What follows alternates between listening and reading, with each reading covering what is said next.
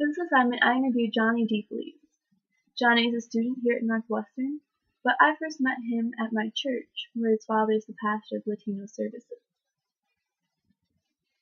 Johnny was born in Ecuador, but then his family moved to Chile when he was 5 years old, and then they moved here to the United States when he was 18, and he even completed his junior and senior year of high school in the United States public school. So he's lived here for about 5 years now.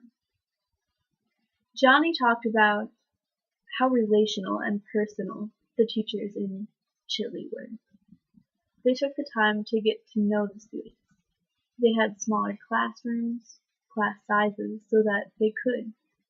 Johnny said they even took time to be a part of the kids' lives.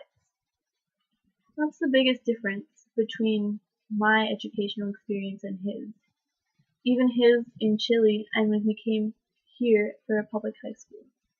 He said that when he was in the United States public high school, the teachers thought he was weird for trying to get to know them. He would show up early for class and ask them questions about their lives, and they didn't like that.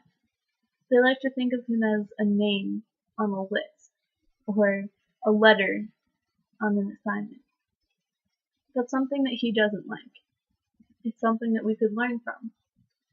He said that especially when it comes to Bible teaching, he wants the teacher to take the time to know him. He wants the teacher to be able to apply the Bible and the lessons in the Bible directly to his life in a way that's relatable for him. He doesn't just want something that could fit anybody. He wants something that fits his life. And in order to do that, we as the teachers need to take the time to get to know the learners. Another great tip of advice that Johnny gave me that I'd like to share with you is not to assume things. He said that that's another thing he noticed coming here, is that teachers just assume that you already know something. For instance, he used Comp 2. His teacher oftentimes will say, well, you guys learned this in middle school, so I won't cover it again. But he doesn't know what she's talking about. That can go for many things, especially when it comes to the Bible.